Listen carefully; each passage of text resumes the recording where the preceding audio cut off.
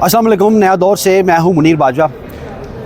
आइंदा आने वाले इलेक्शन से मुतल्लिक जब शेड्यूल जारी हुआ तो तहरीक इंसाफ के जो गिरफ़्तार रहनुमा थे, कारकुन थे, ख़ास तौर पर उनकी जानिब से अदालतों से इस बात पर रुजू किया गया है कि उनके ख़िलाफ़ कितने मुकदमात हैं, उनकी तफसीलात फ़राहम की जाएँ। उस पर बात करने के लिए और सनम जावेद ने जो कागज़ात नामज़दगी हासिल किए थे, क्या वो उन पर साइन हो गए हैं, क्या उन पर कोई रुकावट तो नहीं आई, उस पर बात करने के लिए उनके वालिद हमारे साथ मौजूद हैं। पहले जावेद साहब ये बताएं कि मुकदमात के हवाले से हमने बात की है, तो सनम जावेद के ख़िलाफ़ भी मुकदमात जो हैं वो उनकी भी डिटेल के लिए आपने अदालत से रुजू किया था? हम उसके सिलसिले में तो ऑलरेडी कंडेम्प्ट ऑफ कोर्ट में हैं। इन्होंने पहले हमें ये बताया था कि उस पर 2 मुकदमे हैं। जब हमने 2 में ज़मानत करा ली तो इन्होंने तीसरे में गिरफ़्तार कर लिया। हमने तीसरे में डिस्चार्ज करवाया तो इन्होंने फिर चौथे में गिरफ़्तार कर लिया। फिर हमने चौथे में जाने से पहले बेल बाउंड जमा कराने से पहले फिर कोर्ट को कहा कि जी ये इन्होंने झूठ बोला है कोर्ट के साथ, और ये पहले कह रहे थे 2 हैं। हमने 2 में बेल करवाई, इन्होंने तीसरे में पकड़ा, फिर चौथे में पकड़ा।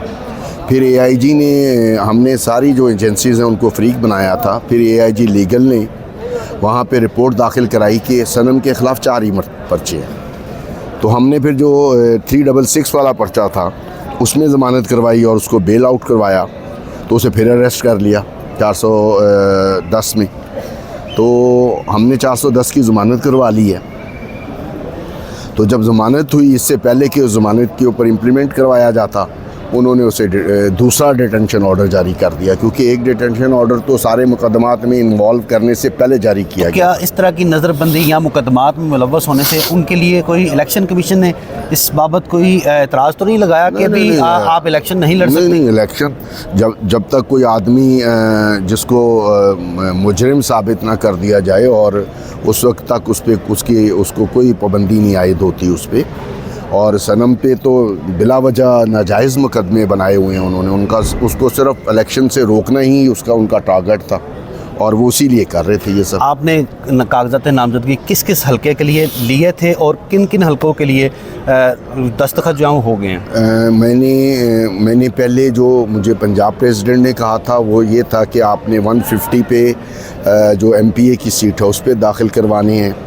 फिर मुझे बताया गया कि दोबारा बुला के कहा गया कि नहीं जी, आपने जो मरियम NA में जो 119 पे लड़ रही है उस पे भी जाना है, और शहबाज शरीफ साहब जो 123 पे कर रहे हैं उस पे भी जाना है, और जहाँ पर भी नवाज शरीफ साहब इलेक्शन लड़ेंगे वहाँ पे भी जाना है। तो मैंने सारे पेपर जो हैं वो साइन करा लिए, और मुझे पता चला है कि नवाज शरीफ साहब पूरे लाहौर में कहीं इलेक्शन नहीं लड़े हुए, एबटाबाद जा रहे हैं इलेक्शन लड़ने। तो फिर आप वहाँ पे जाएंगे? ये डेफिनेटली, अगर उसकी पार्टी ने ये इंस्ट्रक्शन दिया तो मैं जाके वहाँ पेपर जमा कराऊंगा। ये बड़े जिन लोगों के नाम आपने गिनवाए हैं, ये बड़े लोग हैं, इनके पीछे काफ़ी वोट बैंक है, तो कैसे जीतेंगी सनम जावेद? अगर उनके पास वोट बैंक होता तो वो यहाँ से भाग के मानसेरा भागा फिर रहा होता या इधर उधर भागा। वो घर से बाहर तो निकल के दिखाए। लोगों ने उनके साथ जो किया है शूबाज के साथ और उसकी बेटी के साथ शदरा में और काने में, उसके बाद वो बेचारा तो जब से आया है वो जो गधे वाला चिक्कू होता है वो पहन के इधर से उधर फिरता रहता है। उसे कहीं बाहर लाहौर में किसी हल्के में पेपर जमा करा के दिखाए। नहीं, उनके फॉलोअर्स ज़्यादा हैं जावेद साहब, पता लग जाएगा ना। सनम जावेद की कौन कैंपेन करेगा? ना करे कैंपेन, मैं कैंपेन करूँगा या कोई भी ना करे, उसकी कैंपेन हुई है। PTI ने, उसको तो PTI का वोट मिल रहा है ना, वो PTI की कैंडिडेट है, मेरी कैंडिडेट तो नहीं है। तो आगे आप इलेक्शन जमा करवाने जा रहे हैं, तो ये ख़बरें भी आ रही थी कि कागज़ात नामज़दगी छीने जा रहे हैं, इस तरह की बातें जो वो चाहे दुरुस्त ना हो मगर बातें जो हैं वो चल रही हैं। तो आपके ऊपर कोई इस तरह का प्रेशर या कोई ख़तरा तो नहीं है? आप अभी जाने जा रहे हैं? मैं प्रेशर फ्री हूँ और मैं नहीं समझता कि मेरे लिए मुझे किसी ने ऐसा कोई प्रॉब्लम क्रिएट नहीं किया। अगर करेगा तो इस मुल्क में अदालतें मौजूद हैं, मैं इलेक्शन रखवा दूँगा उस हल्के का। आखिरी सवाल है, एबटाबाद में आपने कहा कि नवाज शरीफ वहाँ से इलेक्शन लड़ने जी, मुझे इतला मिली है कि वो वहाँ की जो है 15 से जो MNA की 15 की नंबर की सीट है, वो मेरा गांव है एबटाबाद। मेरी वहाँ पे ज़मीनें हैं, वहाँ पर हम लोग बेसिकली वहीं से हैं। तो मैंने अपने गांव वालों को कह दिया है कि वो पेपर वहाँ से ले लें, और वो सारे पेपर्स वगैरह ले आएंगे। उसको मैंने पावर ऑफ अटॉर्नी और एफिडेविट्स उसके साइन करा लिए हैं ढेर सारे। 8-10 करा ली हैं, जहाँ कहेगी वहाँ तो सबमिट कर देंगे। सिग्नेचर करवाने में जेल में कोई प्रॉब्लम तो नहीं आई? जेल में पिछले 3 दिन इन्होंने हमें सिग्नेचर करवाने से रोके रखा, कभी कोई बहाना लगाकर, कभी कोई बहाना लगाकर। किस तरह का बहाना कि लगाया? जी इवन होम सेक्रेटरी साहब के ऑफिस से जेलर को ये जो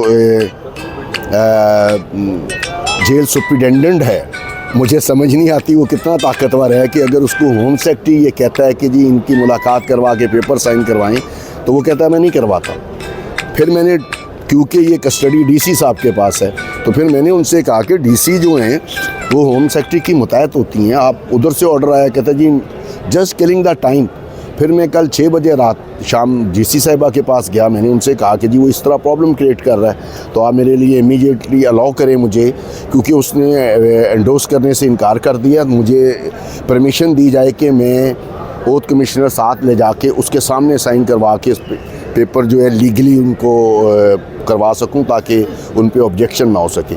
फिर मैं आज ऑफिशियली उनकी इजाज़त के बाद ओथ कमिश्नर को लेकर गया था और सारे पेपर साइन करवा के ले आया। बहुत शुक्रिया जय साहब।